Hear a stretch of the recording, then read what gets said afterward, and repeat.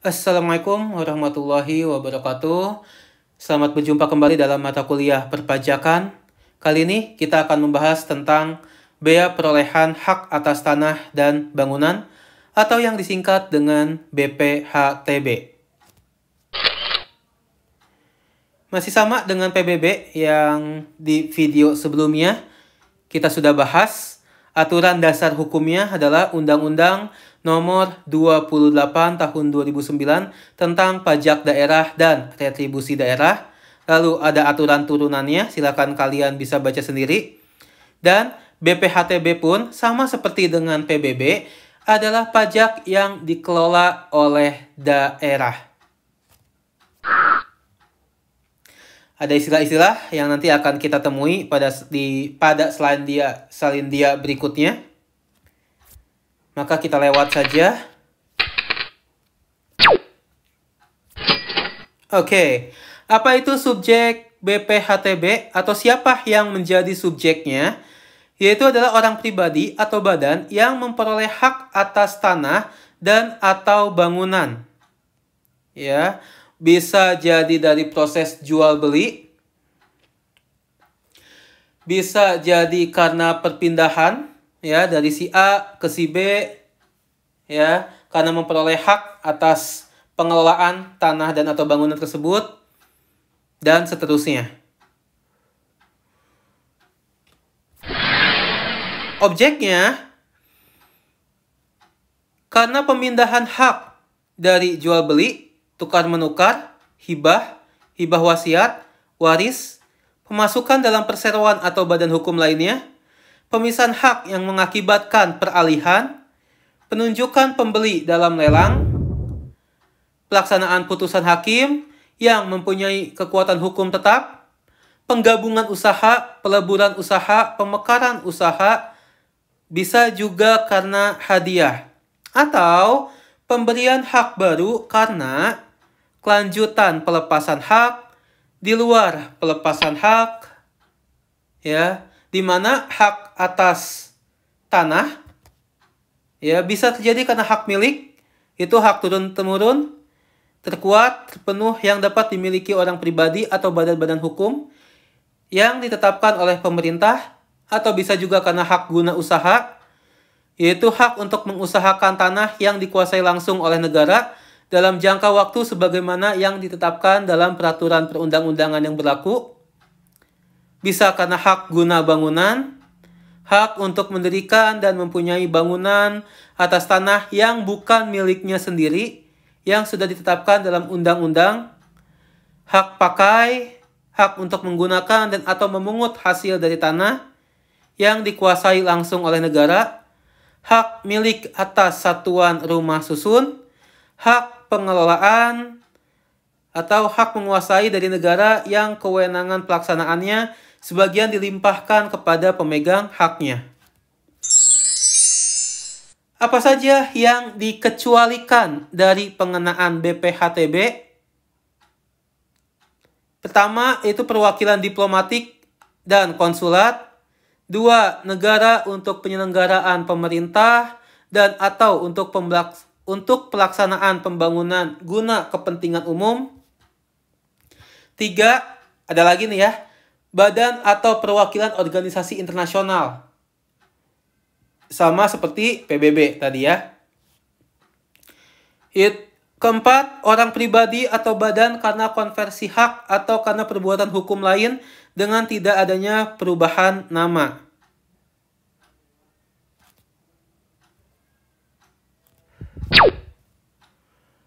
Orang pribadi atau badan karena wakaf. Orang tua kalian punya tanah, lalu tanahnya diserahkan kepada umum atau masyarakat untuk dijadikan masjid atau untuk dijadikan tempat ibadah. Maka tanah tersebut tidak ada pembebanan BPHTB. Orang pribadi atau badan yang digunakan untuk kepentingan ibadah dan objek pajak tertentu. Bagaimana menghitung BPHTB? Bisa kita lihat di sini. Yaitu tanah atau bangunan yang baru kalian miliki dihitung dengan luas per meter persegi dikali dengan NPOP. Apa itu NPOP? Nilai pajak objek pajak. Nilai pokok objek pajak, ya.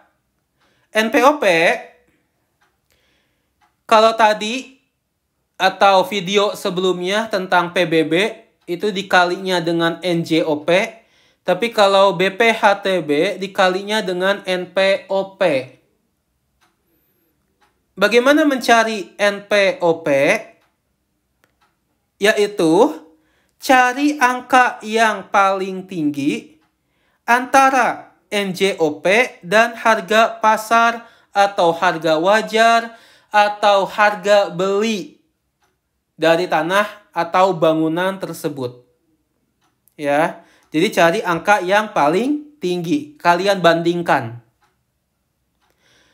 Setelah dapat NPOP, maka dikurangi dengan NPO PTKP. Berarti sama nih ya, seperti PBB, ada fasilitas pengurang, di mana sama setiap daerah itu berbeda-beda penentuan NPO PTKP. Minimalnya adalah 60 juta rupiah. Setelah dikurangi, maka dapatlah NPO PKP, nilai pokok objek pajak kena pajak. Saya ulangi, NPO PKP, nilai pokok objek pajak kena pajak. Maka BPHTB, tarif dikali dengan NPO PKP. Dapatlah BPHTB-nya, tarifnya itu adalah 5%. Ya. Semua daerah BPHTB tarifnya adalah 5%.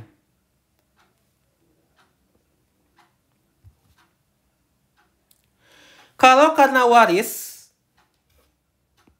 hibah wasiat, pemberian hak pengelolaan, misal kalian dapat tanah dari orang tua kalian, ya, warisan, maka perpindahan dari orang tua kalian atau nama orang tua kalian ke kalian itu akan dikenakan BPHTB. Tapi karena warisan, maka dapat fasilitas pengurangan 50% dari BPHTB yang semestinya atau BPHTB yang terutang. Atau bisa langsung saja 50% dikali 5% dikali NPO PKP.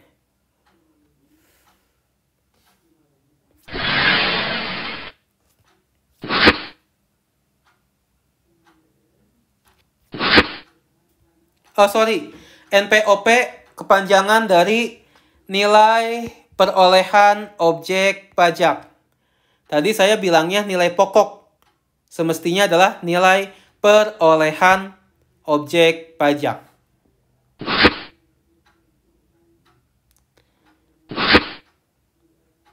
Nah, tadi yang saya bilang NPOP bisa harga transaksi atau nilai pasar atau NJOP, tapi cari yang paling tinggi nilainya, itulah yang dipakai.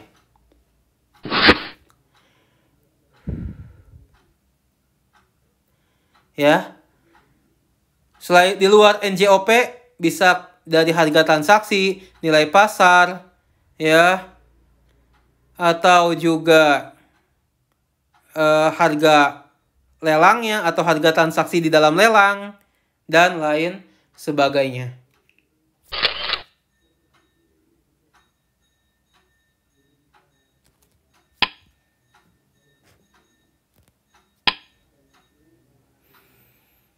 Contoh 1. Pada 1 Februari 2011, Tuan Akbar membeli tanah yang terletak di Kabupaten X dengan NPOP 50 juta rupiah dan NPOP TKP ini karena wasiat ya. Karena ini di luar wasiat, maka ditetapkan sebesar 60 juta rupiah. Maka besarnya NPO PKP adalah NPO-nya 50 juta, NPO PTKP-nya adalah 60 juta. Maka NPO PKP-nya nihil. Karena nihil, tidak terutang BPHTB.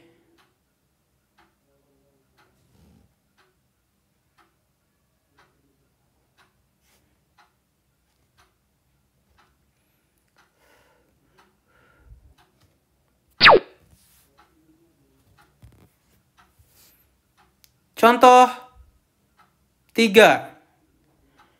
Pada 1 Maret 2011, wajib pajak putra mendaftarkan warisan berupa tanah dan bangunan yang terletak di kota Z dengan NPOP sebesar 400 juta rupiah.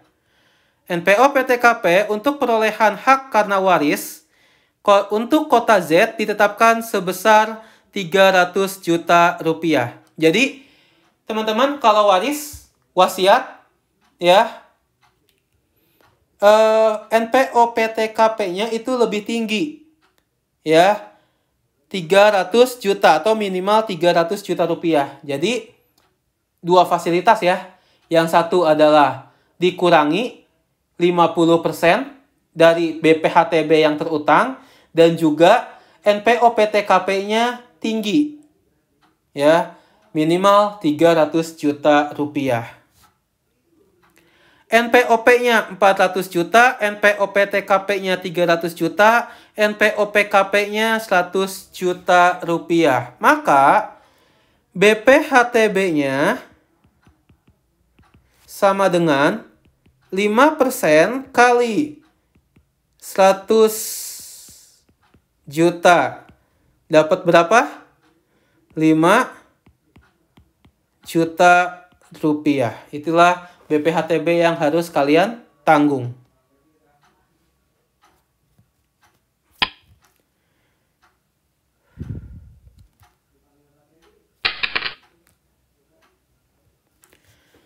Contoh berikutnya, ini yang agak lebih kompleks nih.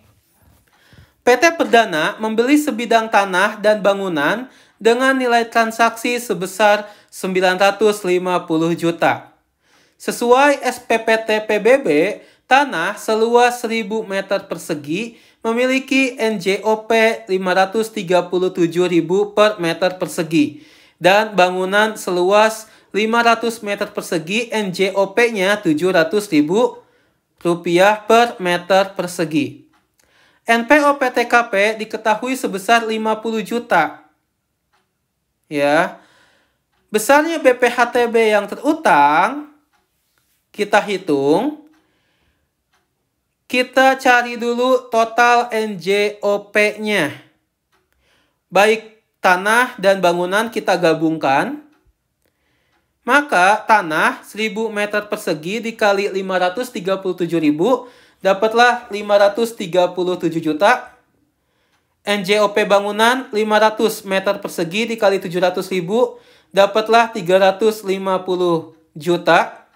Totalnya adalah 887 juta.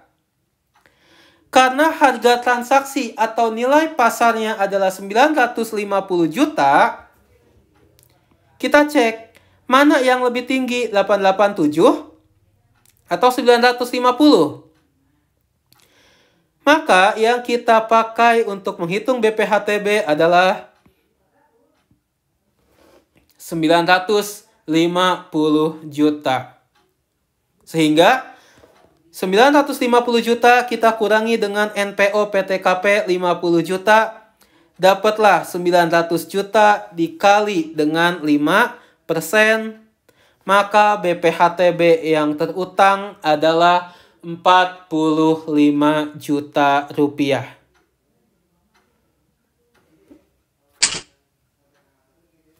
Oke? Semoga kalian bisa paham. Untuk contoh 3, ya, saya langsung aja. Katanya NJOP-nya 670. Harga transaksinya 650. Maka mana yang lebih tinggi? Yaitu NJOP 670 juta. Inilah yang kita pakai sebagai dasar perhitungan BPHTB. Ya. Perbedaan antara contoh 2 dan contoh 3. Kalau contoh 2, yang lebih tinggi adalah harga transaksi, maka itu yang kita pakai. Contoh 3, yang lebih tinggi adalah NJOP, maka itulah yang dipakai untuk transaksi atau kasus ini.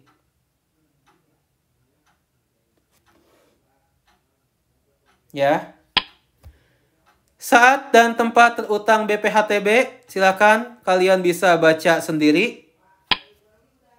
Begitu juga dengan prosedur pemungutan BPHTB.